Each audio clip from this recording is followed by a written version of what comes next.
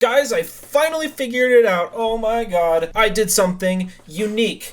For once, I figured out something cool that a lot of the other kids don't know yet. And it's a color-based technique, which means I can clickbait color base in the title. Heck yeah. Today, we're going to be making color base using OVox. I'm probably going to make another in-depth tutorial about that plugin at a later date, but for now, I'm just going to show you guys how to make color base out of it. If you guys have seen a tutorial on YouTube about color base and why synaptic morph is really cool, it's along very similar lines. Here's my DAW. We're in FL Studio again. What I'm going to do is I'm going to get a couple samples. We're going to start with I chose this one specifically because it's got a lot of dynamics. I'm going to grab a pad that I call penis music because I made it from penis music. These two, what are we going to do with them? Not very color based, but what we're going to do is we're going to mesh them together and make them one. So I'm going to stick both of these into their own mixer tracks. And then I'm going to take the penis music one and I'm going to come to the bottom here, right click and sidechain to this track only. We're going to bring up OVox Stereo. It takes a long time to load because it is a plugin. So what you'll notice at first, what the fuck is it doing?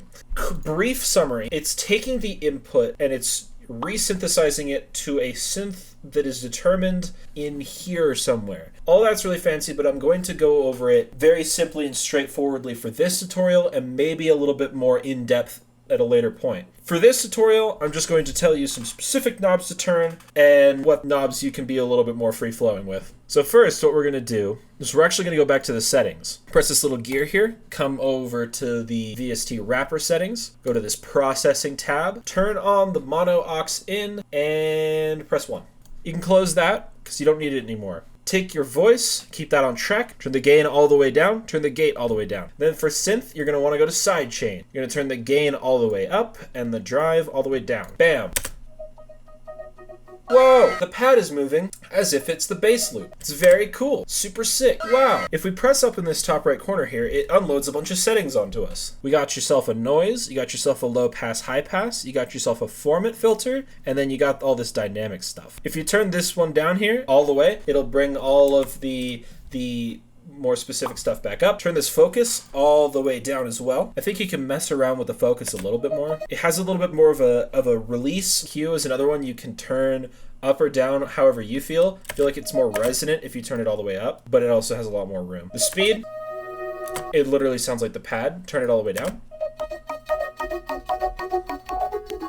It's gotten a lot more of that bass loop back in there. This sibilance thing, if you have your sibilance turned up, it can have a lot of like Z sounds come through. So you can keep that down, or if it sounds good with it up, you can turn it up. For this one, I'm not gonna have it. This voice brings back some of the original synth, brings back like the entire pad. I turn that one all the way off. OVox, I think this is just your straight up output, so you don't need to put that any higher. Tone, generally I see tone as a tilt.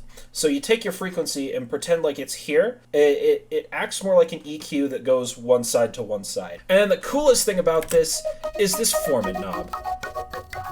The format knob is so cool because you can mess with the formants on the entire way it's morphing. And I don't know if the Synaptic Morph has that, and it's so cool to just be able to mess with the formants.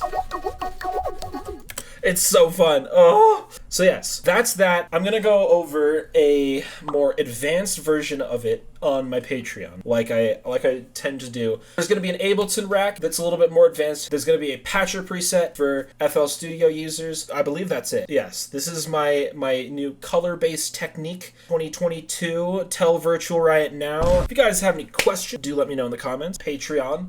I'm desperate. I'm crying. Yeah, make something cool. Thank you guys.